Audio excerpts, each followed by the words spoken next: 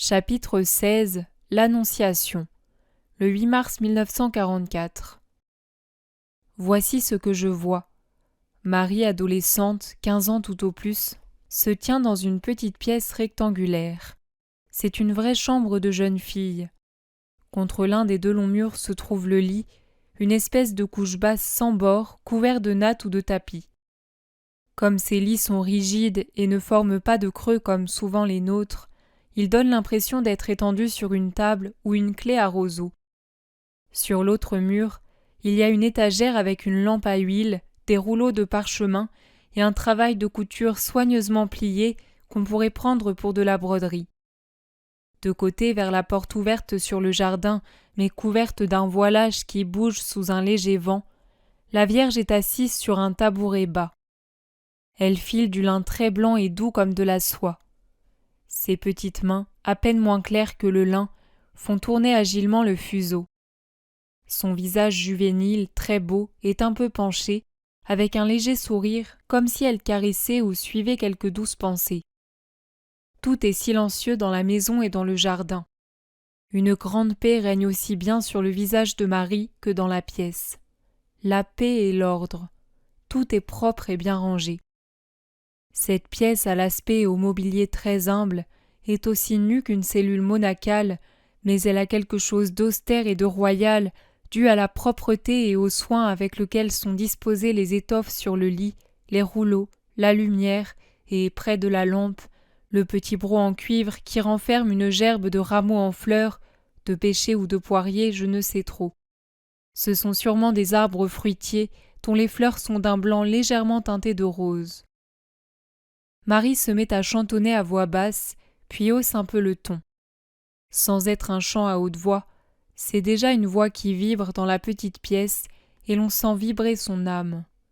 Je n'en comprends pas les paroles, ce doit être de l'hébreu. Mais comme elle répète de temps en temps Yehovah, je devine qu'il doit s'agir d'un cantique sacré, peut-être d'un psaume. Marie se rappelle probablement les chants du temple. Ce doit être pour elle un doux souvenir, car elle ramène sur son sein ses mains qui tiennent le fil et le fuseau, puis elle lève la tête et l'appuie contre le mur. Son visage prend des couleurs, et ses yeux, perdus dans je ne sais quelle douce pensée, brillent sous l'effet de larmes retenues qui les font paraître plus grands. Et pourtant ses yeux rient, sourient à la pensée qu'ils suivent et qui soustrait la chanteuse à ce qui l'entoure. Le visage de Marie, rose et encadré par les tresses qu'elle porte relevées en couronne sur la tête, ressort sur son vêtement blanc très simple. On dirait une belle fleur. Son chant se fait prière. Seigneur, Dieu très haut, ne tarde pas davantage à envoyer ton serviteur apporter la paix sur la terre. Suscite le temps favorable et la Vierge pure et féconde pour l'avènement de ton Christ. Père, Père saint, accorde à ta servante d'offrir sa vie à cette intention. Accorde-moi de mourir après avoir vu ta lumière et ta justice sur la terre et avoir su que la rédemption est accomplie. Père saint, donne à ton peuple celui en qui les prophètes espéraient. Envoie le Rédempteur à ta servante. À l'heure où mon séjour sur terre s'achèvera, que ta demeure s'ouvre à moi, parce que ses portes auront déjà été ouvertes par ton Christ pour tous ceux qui auront espéré en toi. Viens, viens, Esprit du Seigneur, viens chez tes fidèles qui t'attendent. Viens, Prince de la paix. Marie reste plongée dans sa prière. La tenture bouge plus fort, comme si quelqu'un faisait un courant d'air par derrière ou la tirait pour l'écarter. Une lumière aussi blanche qu'une perle associée à de l'argent pur éclaire les murs légèrement jaunes, avive les couleurs des tissus, rend plus surnaturel le visage levé de Marie. Dans la lumière, et sans même que la tenture se soit ouverte sur le mystère qui s'accomplit, d'ailleurs elle ne bouge plus, elle pend bien droite sur ses montants comme s'il s'agissait d'un mur qui isole l'intérieur de l'extérieur, l'archange se prosterne. Nécessairement, il lui faut prendre une apparence humaine, mais elle transcende l'humain. De quelle chair est formée cette figure superbe, éclatante ? De quelle substance Dieu l'a-t-il matérialisée pour la rendre perceptible au sens de la Vierge ? Dieu seul peut posséder de telles essences et les utiliser de manière aussi parfaite. Ce sont bien un visage, un corps, des yeux, une bouche, des cheveux et des mains comme les nôtres, mais sans notre matière opaque. C'est une lumière qui a pris la couleur de la chair, des yeux, des cheveux, des lèvres, une lumière qui bouge, sourit, regarde et parle. Je te salue Marie, pleine de grâce, je te salue. La douce musique de sa voix ressemble à des perles lancées sur un métal précieux.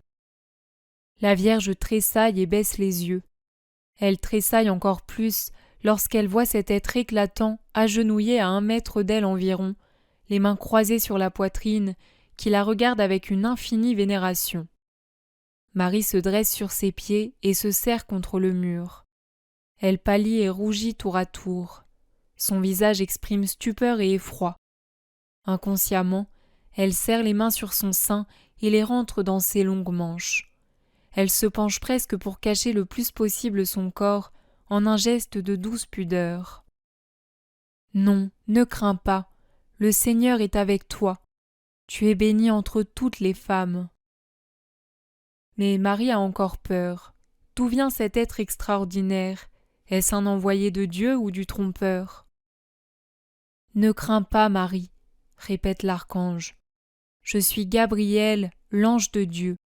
Mon Seigneur m'a envoyé à toi. Ne crains pas, car tu as trouvé grâce auprès de Dieu. Tu vas concevoir un fils dans ton sein, tu l'enfanteras et lui donneras le nom de Jésus. Il sera grand, et on l'appellera Fils du Très-Haut, ce qu'il sera effectivement. Le Seigneur Dieu lui donnera le trône de David son père, il régnera éternellement sur la maison de Jacob, et son règne n'aura pas de fin. Toi, la Sainte Vierge bien-aimée du Seigneur, sa fille bénie, toi qui es appelée à être la mère de son Fils, comprends quel Fils tu vas engendrer. Comment cela peut-il se faire puisque je ne connais pas d'homme? Est-ce que le Seigneur Dieu n'accueille plus l'offrande de sa servante et ne veut pas que je sois vierge par amour de lui? Ce n'est pas par l'action d'un homme que tu seras mère, Marie. Tu es la Vierge éternelle, la Sainte de Dieu. L'Esprit Saint descendra en toi, et la puissance du Très-Haut te couvrira de son ombre. C'est pourquoi celui qui naîtra de toi sera dit saint et fils de Dieu. Tout est possible au Seigneur notre Dieu. Élisabeth, la femme stérile, a conçu dans sa vieillesse un fils qui sera le prophète de ton Fils, celui qui lui préparera le chemin. Le Seigneur a levé son opprobre, et son souvenir restera uni à ton nom parmi les peuples, comme le nom de son enfant à celui de ton Fils saint. Jusqu'à la fin des temps, les nations vous diront bienheureuses en raison de la grâce du Seigneur qui vous a été accordée, et tout spécialement à toi, ainsi qu'aux nations par ton intermédiaire. Élisabeth en est déjà à son 6e mois, et le poids qu'elle porte fait monter en elle la joie, et plus encore quand elle connaîtra la tienne. Rien n'est impossible à Dieu, Marie pleine de grâce. Que dois-je dire à mon Seigneur?